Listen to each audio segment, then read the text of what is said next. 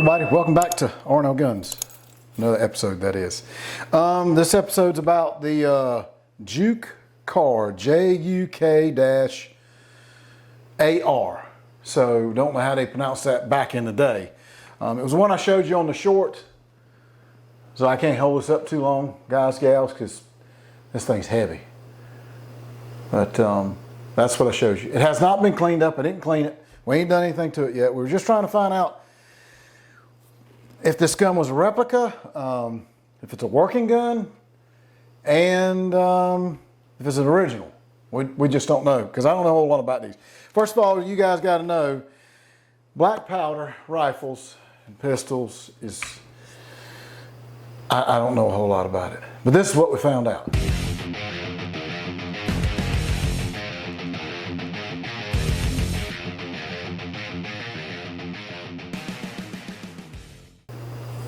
Okay, I guess it is a replica. I don't think I'll be able to show you the date. Well, I'll stick it up to the camera. Let's see if maybe it'll pull it out. I'm not sure, but right in here, there is a date and it's stamped 1992. The only way I could get it out of there and somewhat read that, I got a little bit of vinegar and wiped it on there, and then I was able to see it with a magnifying glass. Big, thick magnifying glass. Okay, so that's what I was able to find out as far as the year, date, or whatever, so now I know that it's definitely a replica. So I looked at the Civil War and the Revolution, all that, to see if this particular type of firearm was used in then, and I can't find anything. I will say, I live in the Raleigh-Garner area in North Carolina. If there's anybody that has a lot of knowledge on these particular firearms and so black powder, stuff like that, please reach out to me. rnlgunsandammo@gmail.com. Reach out to me. I'd love to sit down and let's do a video chat and share with me your knowledge that you know on this stuff, because I know nothing. I mean, I've grown up with firearms ever since I was little. And I can shoot just about any firearm that's out there other than black powder, because my family, none of us ever messed with it. So I don't know a whole lot about it. So it's probably going to be a little boring other than a little bit of history that I found, which is quite interesting. So first of all, I'll say, once I got to looking at the firearm a little bit, I noticed here's some character. Let me show you a couple little things. Oh, move on. Gosh, this thing is heavy, man. See this plate that's in there? All right, see how that's up? Just wasn't cut out enough in there. I took this thing off and looked, and yes, it wasn't. And then if you look at the butt, see the screws are kind of sort of not really, not very pretty, is what I can say as far as being put in there. So, anywho's, Juk-AR may have been the name of the Spanish manufacturing faculty that made the gun. Now, when I did some research on the Juk-AR, it said British. That's what I found. And right here it's saying Spanish. So, y'all gonna have to help me out. I don't know which one it is. British, Spanish, don't know. Again, I don't know a whole lot about this stuff. All right, they were quite common in the 1970s and into the 1980s, so definitely not a Civil War or a Revolutionary gun. Several companies sold the model of the Kentucky reproduction, even at CVA. Dixie, they still may have, and they do, because I checked them. I went online and looked, and they still sell them. You can get them anywhere from around $50, $75 to $100. And I'm assuming that's because of the condition, is my gathering on it. It is a pretty cool rifle, though. Okay, here's some other stuff. The originals of the modern, British military rifle, just got through eating this, coming back on me, are within its predecessors of the Brown Base musket. I think it's B-E-S-S, base or Bess. Not really sure how to pronounce that. While the musket was largely inaccurate over 80 yards due to the lack of the rifling and the generous tolerance to allow the musket or to allow for muzzle loading. It was cheaper to produce and could be loaded quickly. Okay, so apparently these guns didn't start doing any rifling until in the 19th century, I think, maybe is what it was. I'm not sure. Or 20th century, not real sure. Again, I need some knowledge. I need help. So that pretty much confuses me again, because earlier I told you Spanish, and now it comes up and says British. So that's what I was getting at. I'm confused.